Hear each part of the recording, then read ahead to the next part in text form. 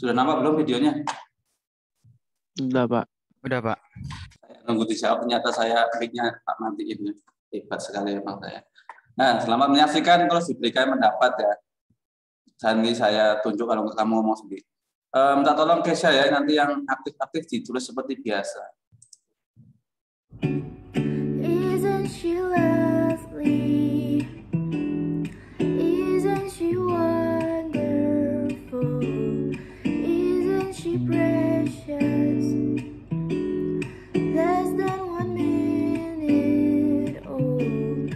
I never thought true love would be making one as lovely as she. But isn't she lovely? Made from love. Isn't she pretty? Truly the angel's best. Boy, I'm so happy. We have been heaven blessed. I can't believe what God has done through us. He's given love to us. Isn't she lovely? Made from love.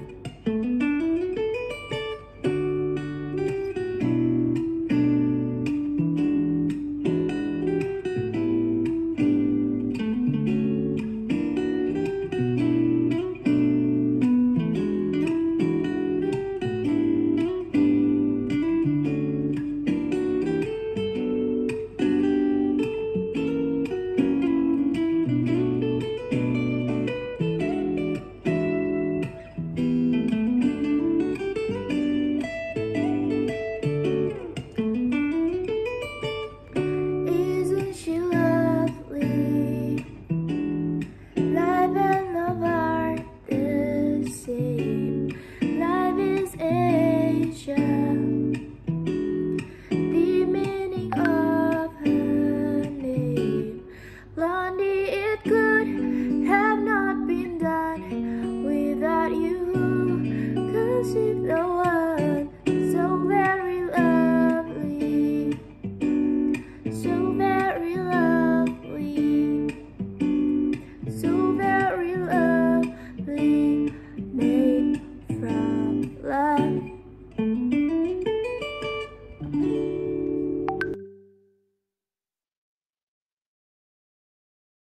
Beri tepuk tangan dong, reaction. Jangan pelit-pelit. Wah, luar biasa. Terima kasih atas reaksinya. Saya butuh pendapat. Siapa yang ingin menyampaikan pendapatnya terhadap performnya Kesha? Boleh? Wah, Veva. Menurut kamu gimana, Veva? Tadi suaranya Kesha? Pep? Bagus. Suaranya bagus ya dari dulu ya? Saya baru tahu ya, Pep. Pep. Pak. Iya. Mas, Iya. Kenapa? Mas suaranya bagus dari dulu ya? Enggak tahu deh. Kok tahu deh, kamu teman sekolah. Pas saya lihat video itu suaranya saya kaget. Ini suaranya Kesha benar atau tidak ya? Mencurigai ya. Oke, dari Sheryl, gimana Sheryl menurut kamu Sheryl? Bagus, Pak. Bagus apanya? Ya, suaranya bagus. Suaranya bagus. Terus pakai manusan juga kan jadi bagus gitu. Oh, bagus ya. Bagus. Bagus ya, bagus. Bagus ya, bagus lagi. Oke. Satu lagi dari sama percepatan. Aji gimana, Ji? Bagus, Pak. Apanya? Suaranya lah. Oh, bagus mana sama suaramu? Ya dia lah, Pak. Ah, yang bener lah. Oke lah. Ya, satu video dulu ya. Nanti setelah saya menjelaskan, karena waktunya tinggal 20 menit ya. Standarnya. saya akan menjelaskan satu materi lagi. Saya lupa yang mana lagi bahannya.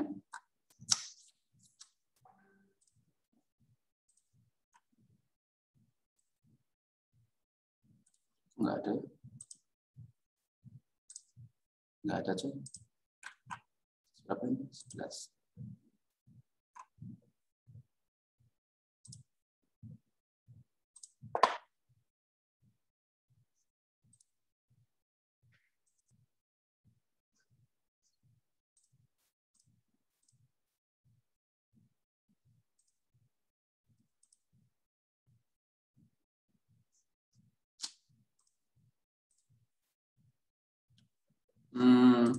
Ada masih 14 anak yang mengerjakan tugasnya ya.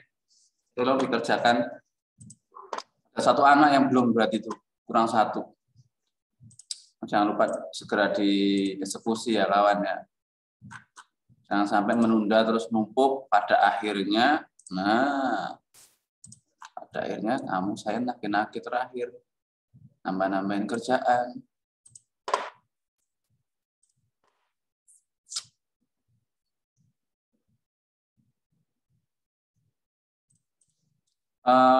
Tolong Kesha nih yang sudah nggak hadir ini di itu ya, dianggap absen ya. Nanti saya akan follow up di minggu depan.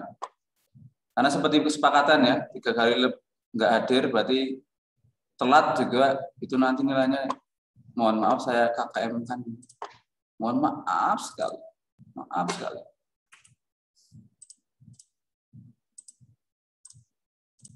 Udah kelihatan? Udah, Pak. Oke. Kamu jawab aja Farel ya. Kamu dapat nilai pokoknya. Ya memang lah aktif tadinya. Kita akan memahami konsep musik barat. Yang tadi ditampilkan Kesha itu sesuai dengan yang saya berikan di sini. Penugasan sesuai dengan tahunnya.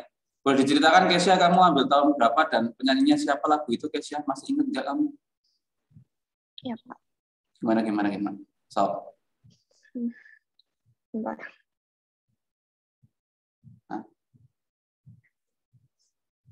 So, Kesha. Itu tahun 1970. 1970. Judulnya apa? Isn't She Lovely? Artinya apa? Jadi penyanyinya itu baru punya anak yang lahir gitu, terus dia kayak bikin lagu dedikasi buat anak. Oke, itu ya. Lagu itu menurut kalian nih, apakah lagu itu kalau dibawakan kembali kira-kira bisa naik daun nggak ya? Dari kalau penampilan Kesha tadi sih saya cukup tertarik lagu itu ya. Di sini menurut kalian apakah lagu itu bisa booming nggak sih kalau dibawakan kembali dengan versi kekinian gitu? Bisa, Pak. Bisa ya. Kenapa bisa, Farel? Karena sekarang orang-orang tertariknya sama musik lama, Pak. Betul ya. Apalagi Indonesia ya. Ya. Indonesia jelas sekali. Terus yang punyanya Elvis itu juga di remix ulang ya. Apa itu? Falling in Love ya. Ya. Nah, itu juga termasuk di situ. Kalau di Indonesia sendiri harus diakui musik itu agak berhenti jalan di tempat ya. Sehingga musik lagu daerah itu sekarang lagi naik daun. Kalau lagu pop kekinian itu agak jalan di tempat. Dan lebih segmented. Ketika muncul seorang Tulus juga itu kan musiknya bukan musik pop ya, dia kan musiknya ke jazz ya. Jadi lebih ke segmented sekali. Sehingga musik daerah itu sekarang lagi naik daun di Indonesia khususnya ya. Oke, terima kasih Farel ya. Ini kemarin sudah ya. Saya akan langsung ke bagian jenis-jenisnya. Nah, dari sini aja. Sejarah musik barat, ini poin paling penting dan sekali lagi materi paling susah menurut saya karena harus hafalan ya, susahnya karena hafalannya. Itu adalah materi ini tentang sejarah musik tradisional step by step-nya ya. Pada awalnya musik tradisional itu digunakan sebagai tradisional barat ya, tujuan spiritual. Nah, ini sampai sekarang masih kita gunakan di beberapa agama, termasuk di Islam juga ada, Kristen, Katolik pasti ya. Jika kita bernyanyi itu merupakan bagian dari ini. Dari dulu memang sudah ada ya. tidak bisa lepas dari sebuah ritual keagamaan. Nah, ini sejarah awalnya adalah alat musik aulos dan juga lira.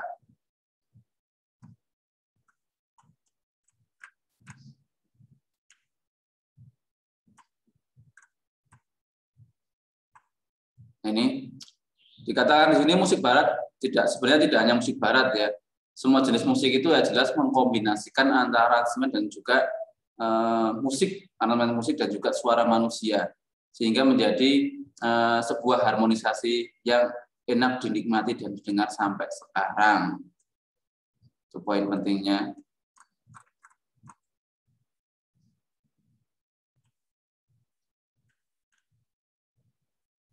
Nah, ada 9 zaman yang perlu kita ingat ya, perlu kita hafalkan mungkin jadinya ya, dari Yunani dan lain-lain. Yang pertama zaman Yunani, di mana di masa itu cenderung masih seperti Yunani yang terkenal. Yunani itu terkenal sebagai negara apa sih namanya? Ada yang tahu? Yunani itu negara apa? Nggak ada yang tahu apa? Nggak ada orangnya. Negara apa, Pak? Sebutan untuk negara Yunani itu apa sih? Ini loh. Nih. Ada Poseidon, ada apa tuh lagi? Dewa, Pak. Ya, negara mitologi, Pak. Para mitologi atau para dewa. Terkenal sekali ya. Nah, itu sehingga di sini masih digunakan karena banyaknya dewa digunakan sebagai media religiusitas ya, sebagai media untuk berdoa. Lalu muncullah bangsa Romawi ya, Romawi yang mulai menjajah, di mana di Italia terkenal sekali ada sebuah tempat yang untuk peperangan gladiator. Jadi musiknya sudah mulai agak kayak orkestra gitu ya. Lalu ada pertengahan di mana sudah ada musik kanon. Ada yang masih ingat apa itu musik kanon? Ada yang masih ingat nggak? Ada musikan, ada yang akapela, apa masih ingat? Tahu? Ya. Apa itu akapela? Yang semuanya dari suara dong, Pak. Jadi sama instrumen-instrumennya juga dari suara. Tanpa instrumen. Nah, kalau kanon, nah masih ada ingat nggak nih? Ini menurut saya cuma Farel ya. Wah, Jojo on kamera aja ya, temenin saya aja. Kamu tahu, ingat nggak Cuk, apa itu kanon Cuk? Lupa pasti ya.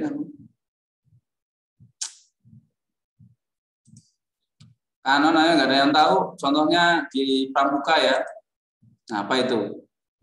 Yang makan apa sekarang? Saut-sautan.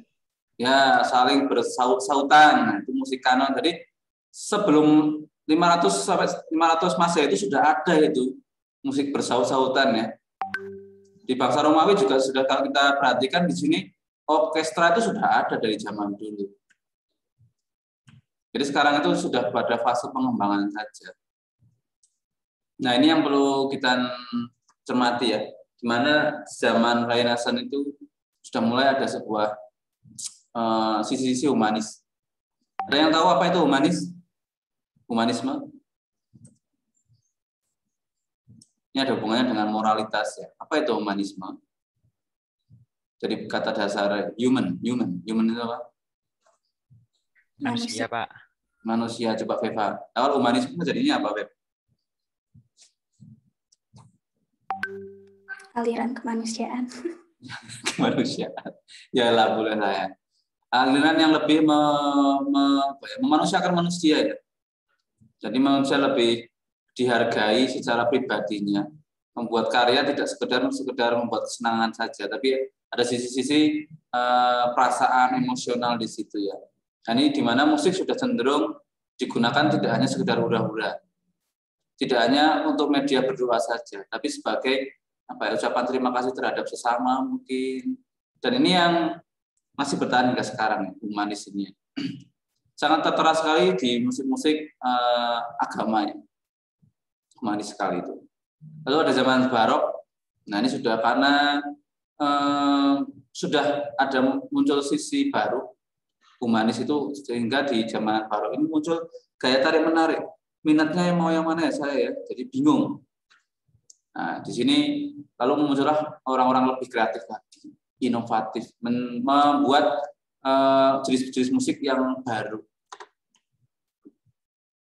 Nah, terciptalah sebuah musik yang namanya klasik.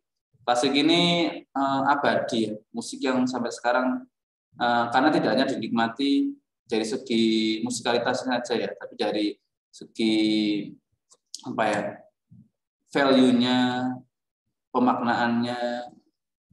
Di sini ada yang suka musik klasik? Jujur saya tidak suka. Di sini ada nggak yang suka musik klasik? Nggak ada. Klasik tuh kayak apa, Pak? Ya musik-musik yang lebih cenderung, saya nggak tahu ya seperti apa. Tapi musik klasik itu musik yang mungkin menenangkan hati, musik-musik yang lebih ke instrumental, musik-musik yang cenderung instrumental ya. Kayak orkestra ya? Enggak yang itu satu-satunya. Oh, Maxi suka tuh. Nah, nanti ada contohnya. Kita akan memutar Aji ya. Punya Muji ya? Chopin itu Ji ya? Iya, Pak. Nah, nanti kamu dengarkan. Kalau saya jujur, saya kurang suka ya. Walaupun kata-kata orang itu bagus buat anak kecil ya. Jadi ketika masih dalam kandungan itu, pakai headset gitu, kayak headsetnya Jojo gitu, tempelin di perut istri kalian nanti ya, kalau nggak kalian yang perempuan itu nanti. Jadi musik ini diperdengarkan ketika di dalam kandungan. Katanya akan merangsang perkembangan otak. Itu memang betul. Kalau saya dulu, saya setelah musik dugem. Jadi anak saya sekarang nggak bisa diem.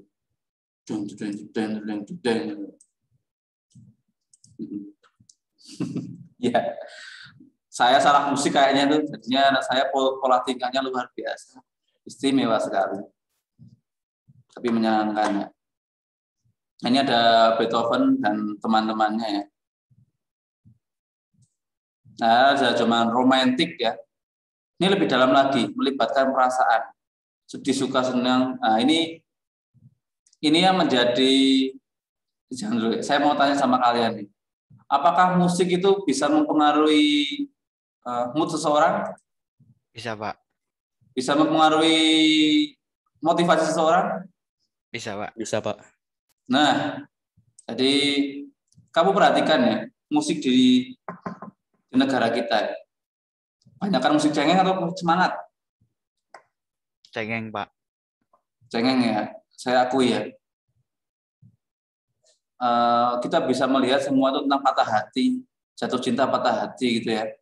Bahkan maestro kita Lord Didi Kempot juga sama ya, tentang ditinggalkan lalu kembali, tinggalkan kembali. Jadi saya tidak langsung menganggap bahwa musik di negara kita karena banyak musik yang cengeng, sehingga mental kita itu seperti ya di dalam musik itu. Setuju nggak menurut kalian? Apa ada pendapat lain? Setuju, Pak. Contohnya apa coba? Apa, Pak? Berikan contoh dong kalau kamu. Musik apa yang Kita kan lagi kita kan kalau lagi diamnya lagi gabut nih. Kita dengar musiknya tuh yang sedih gitu. Pasti lama-lama juga kita ikutan sedih gitu, Pak. Jadi kayak males gitu, Pak. Itu berlarut-larut gitu dalam kesedihan terus tidur gitu. Ya. Jadi memang itu manusiawi sekali ya. Manusia itu akan mencari sesuatu yang pas dengan dirinya. Saya lagi marah nih, saya akan cari musik yang marah. Dan pada akhirnya saya tertidur. Tapi kan itu mengisi ini ya. Kalau secara ilmu psikologinya itu, ketika kita membaca, kamu mendengarkan saya gini ya, itu kan sel-sel neuron itu kan nyambung baru ya, membuat jaringan baru. Listrik di dalam otak kita itu membuat jaringan baru. Ketika itu dibuat dengan musik-musik sedih, otomatis juga itu nggak akan berkembang, teman. Akan aja stay di situ itu. Padahal jaringan itu akan terus berkembang sebenarnya. Gitu ya. Jadi cobalah melawan walaupun susah ya. Ada yang pernah ini? Saya mau tanya ke yang lain coba selain Farel juga. Ada yang pernah mencoba melawan rasa malas dengan musik-musik semangat, ada nggak di sini? Ada nggak sini? Kamu mencoba melawan rasa malasmu dengan cara memainkan musik yang berlawanan. Maksudnya musik rock, punk misalnya, atau lirik-lirik yang lebih bersemangat gitu, lagu kemerdekaan gitu. Ada nggak? Saya, Pak. Siapa nih saya nih? Mel, friend. Iya. Musik apa, friend, yang kamu sering dengarkan untuk membangkitkan semangat lagi? Yang musik-musik jenis kayak pop rock gitu. Jadi kamu lebih ini ya, lebih semangat ya? Iya. Ya, terlepas dari tidak tahu maknanya ya, ada juga sih kayak gitu. Saya sering kayak gitu kalau saya. Iya, kadang-kadang. Tapi saya tahu. Kamu tahu ya? Maksudnya ya, tahu. Nah, bagus. Kalau saya jujur ya, karena saya bahasa Inggrisnya itu hanya setingkat anak TK ya, waktu itu. Nah, saya lebih cenderung nyari drumnya yang kenceng, permainan gitarnya yang distorsi. Itu saya sudah lepas semuanya. Kayak zaman dulu ada namanya band, tapi itu apa ya, kopi ya, lupa saya namanya itu. Cukup bagus itu.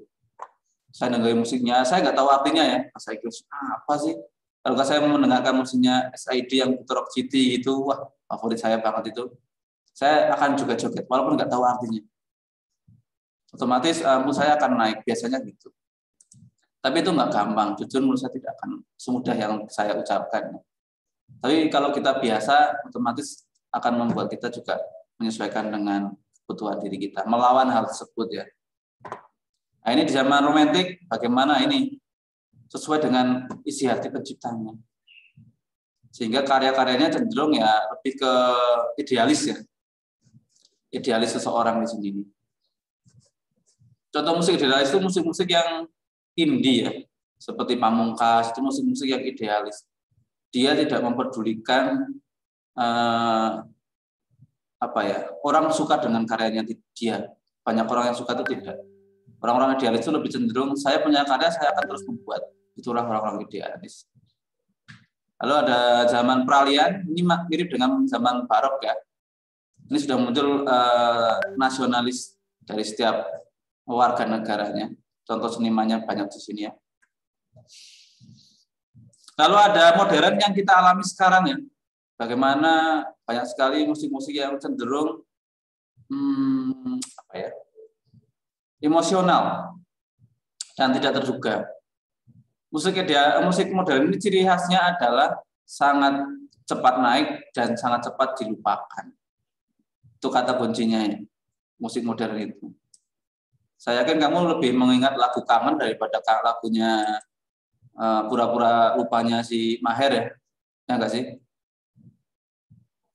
Saya rasa kamu lebih ingat lagu-lagunya Dewa dibandingkan lagu-lagunya siapa yang beginiannya?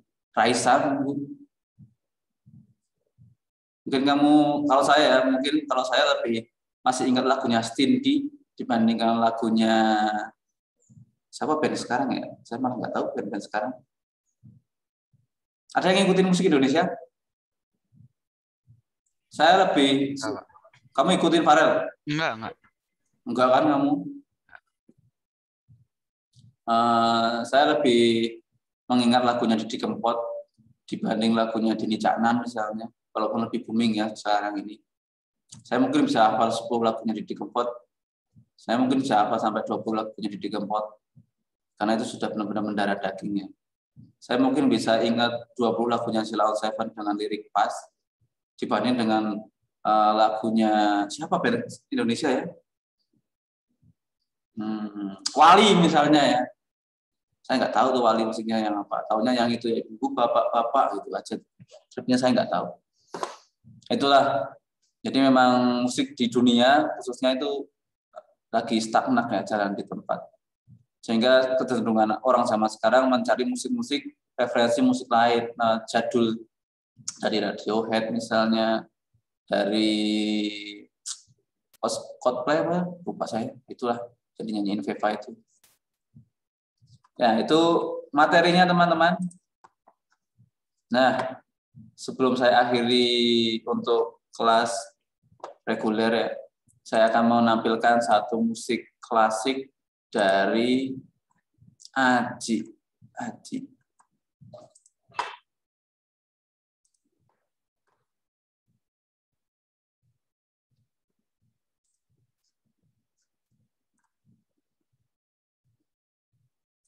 Yang first love ini bukan sih? Salah ya?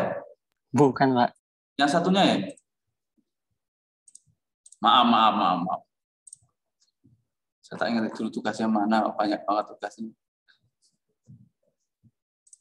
Oh ini ding, sorry.